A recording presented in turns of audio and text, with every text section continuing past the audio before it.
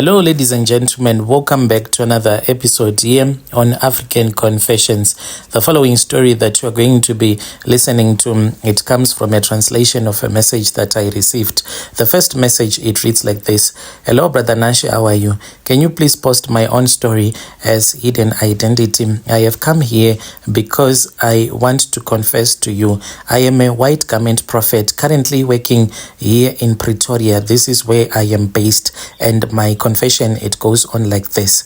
Before I had done all of these rituals in order for me to become a powerful prophet, I was just a normal guy who went to church and did everything according to the Bible.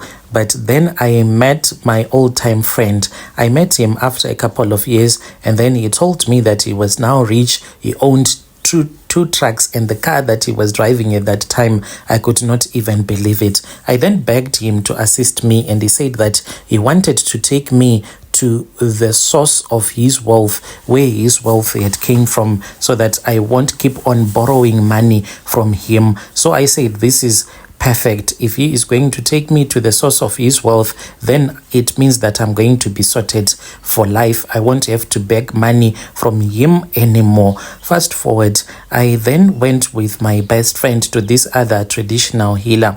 We went to this traditional healer and we spoke with that woman. The woman then told me that as she had instructed my best friend, that was the same thing that I was supposed to do. So the first instruction that was given to me was that I was supposed to look for a woman that I was supposed to get married to. She also told me that it was the same thing that my best friend had done. My friend, after he had gone to do those rituals so that he can become a powerful prophet, he was told to divorce his first wife, and after divorcing the first wife, then he got married to another woman. And when she fell pregnant the first time around, that woman, she had a terrible miscarriage, and the blood was used in those rituals so that you can be able to perform miracles. And I was supposed to do the same thing. Since I was not yet married, for me it was going to be easy.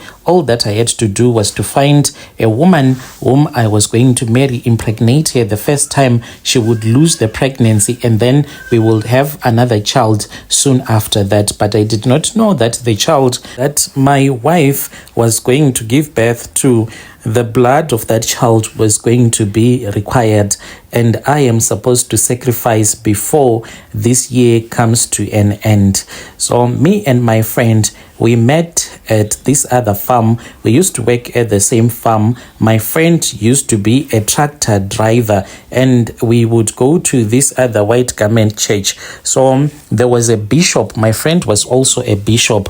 Then there was another bishop who was the owner of that church. So as prophets, we had made an agreement, because there were a lot of South Africans that used to come to that church. They would not come to worship, but they would come because they wanted us to give them prophecies to assist them to strengthen their homes. So we made an agreement that since these people, they always came and then they would pay for the consultation fee. So if anyone would pay for the consultation fee, the money was supposed to be put in one place. Then later on, what we were supposed to do was that we were supposed to give each other the money, a certain percentage, which was supposed to be fair to each and every prophet that used to give consultation to the South Africans that used to come to our church. So the owner of the church, when he saw that there were a lot of South Africans that would come with money,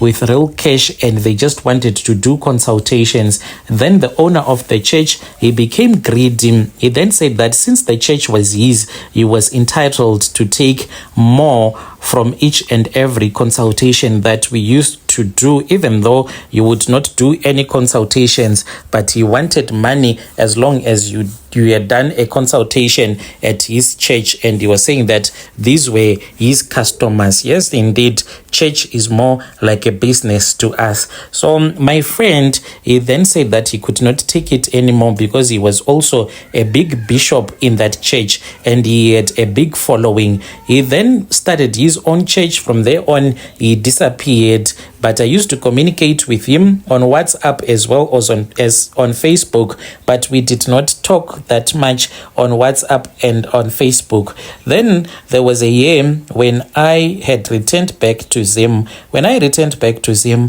I then spoke with my friend and he called me. He asked me where I was, and I then told him that I was in Zim, and he said that he wanted to come and visit me, and we then had a meeting. I saw his car. I asked him how was it even possible that someone that I knew who used to struggle in life, but now he owned such a beautiful car, and he was telling me that he now had 2 trucks. What really happened to him? He then told me that he had gone to this other old lady who is a witch, and he said that I'm not going to hide anything from you because you are my friend. You are a good friend, and I want you to know exactly what happened. So he told me that he went and he visited that witch, and the witch assisted him so that he can be able to get a lot of followers. He was given a certain type of oil. This oil, when you rub it on your head, people will start to follow you, and if you have a church, people will start to give out money, and you can become rich by having a church. So he told me that this is how he had managed to make so much money, and that is how he had managed to buy a car, a house, and those 2 trucks. And he also wanted to take me to where the source of his wealth came from, and then we went to that traditional healer. When we arrived at the traditional healer's place, I was asked by that old Sangoma if I was willing to do whatever so that I can have a big church and have money. And I said, yes, I want to help people. He then told me that she was going to give me some oil, just like she had done with my best friend. The same instructions that she had given to my best friend, those were the same instructions that I was supposed to follow. She told me to look for a woman, and I did. It was during the lockdowns. I spoke with this other woman who is now my wife on Facebook. I convinced her and I said, I am going to make a plan. I then gave money to the Malaysia, who then smuggled my wife, and they brought her to South Africa. When she came, we then started to stay together. Within a very short period of time, I had managed to impregnate her, and I was excited because I did not have a child. Ever since I had came to South Africa, I was not focused on that, and I could not find a woman who was willing to fall pregnant for me. So then she fell pregnant and she had a miscarriage, and I knew that the blood of that child had been used in a ritual, because I called my best friend and I was crying. I was in pain because of the way that we had lost that miscarriage, me and my wife. When I called my friend, to my surprise, he told me not to panic, not to even worry, because that was the same thing that had happened to his wife, and he told me that I was going to have another child in the future and more kids as well, and I was not supposed to panic. All that I was supposed to think about was the money that I was going to be making, since the traditional healer had promised me that my money was going to come only after the woman that I would be staying with would have a miscarriage, and then I'll start to have a lot of money. But in the meantime, there were people that used to come to me, and I would give them prophecies and they would pay me good money. So we were living a comfortable life, and then she had a miscarriage. Then everything started opening up. Businesses, I started several businesses back home, and then she had another child. I was told that this pregnancy, she was going to be able to give birth, and I was going to have a son. And then I did have a son. I have a son right now. The only challenge that I'm facing is that I am supposed to sacrifice my son. I was told that this year was the year that I am supposed to sacrifice my son, and now I have been given a due date. My son is going to have his birthday in December, and I have been told that I am supposed to sacrifice him on or before his birthday in December. If I fail to do that, bad stuff is going to happen to me. I have been making a lot of money, and when I say that I assist South Africans that come to me, I don't mean poor South Africans. There are people that are wealthy here in South Africa that have real problems. Some have problems with their homes. They might be having spirits that will be inside their homes, and they would want you to strengthen their home, and you go there and they pay you good money. There are people with businesses that are experiencing challenges in their businesses. Those are my customers, and they pay me really well. It is not about me assisting poor people because they do not have money. So this is the only way that I can survive. I do not know any other type of work that I can do. This is the only work that I can do. So I've been given two choices. If I want, I can throw away these charms. And if I throw away these charms, my friend has given me a warning. He said that if you think that you were poor before you had done these rituals, then wait and see. By the time that you would have gone to throw away these charms, then you're going to realize that when you thought you were poor, you were actually rich. I am being told that if I throw away these charms, I'm going to be so poor that I won't even afford to buy even food. And as for my wife, she is going to run away from me because there is no woman who can stay where there is poverty, where there is no food to eat. So she's going to divorce me anyway. Since I sacrificed myself, I can't have another son. And if I sacrifice this boy of mine, then it means that my father's name will forever be forgotten. This is why I have come here. I just want advice. What am I supposed to do? Should I return back to poverty? Even though I know that poverty is very difficult and it is very painful to live knowing that you are just a poor, useless man. When you post my story, please tell me. I'll follow through in the comment section. Dear listeners, right there was a message that was sent to me by one of our dear brother who is saying that he has his own church. He is in Pretoria. Let us try to give him advice in the comment section. Then there is another message that was sent to me by one of our dear brother. The message that was sent to me, it reads like this. Hello, Brother Nashi, how are you? Can you please post my own story as hidden identity? I have come here because I am being threatened by the owner of the car that we bought back home in Zim. I don't know what am I supposed to do. This car right now, it is parked back in our village in Masvingo, but we bought this car in Harare. Me and my wife, we had been saving to buy a car since last year, and it has been 2 years that we have been trying to save this car. And then when we saw that we had enough money, we sat down, me and my wife, and then we said, since we have a project back home that we are doing because we have chickens and we sell eggs, and we just wanted a car so that whenever we are back home, we can move around selling some items that we would be having. So then my wife, she had suggested that we were supposed to buy a car here in South Africa and then we move it across the border. And then I said to my wife, now it is very difficult to buy a car in South Africa as a foreigner. It is going to be difficult. How about we just go back home so that when we buy our car, we know that we have bought a car in our country, no more problems with papers since we do not have permits.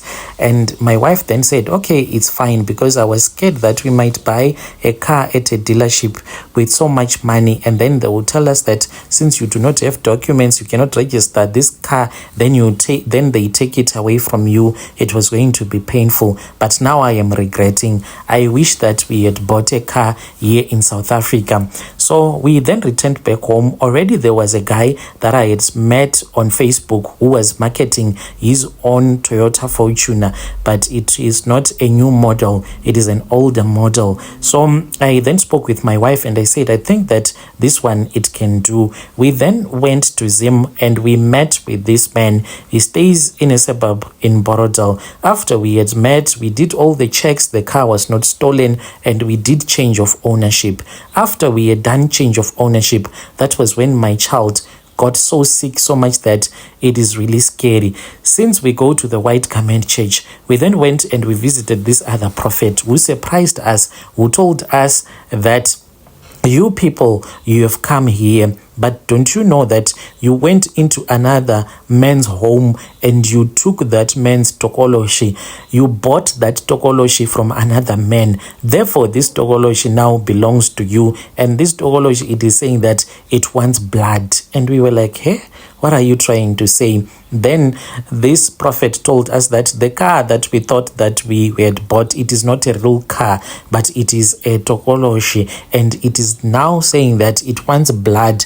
Since we have welcomed it into the family, it wants blood. We then started to speak with the old man, and we told him that we were facing some challenges with the car. Our child is sick. We are having spiritual attacks, and wherever we go to, we are being told that this car has a problem. We need to return it back to the original owner. He then started to threaten us, and he said, do you know that my children, they are part of the secret service, and they can come and they can kidnap you and you will never be heard of again, and no one will ever find you. He threatened us. Then one day he called us and he said, since my car is giving you a lot of problems, please return back my car and I can give you your money. We then went to that man's house. So when we got to his place, this is like in the suburbs, we were parked opposite to his gate. And when he came out, the moment that we started to speak with him,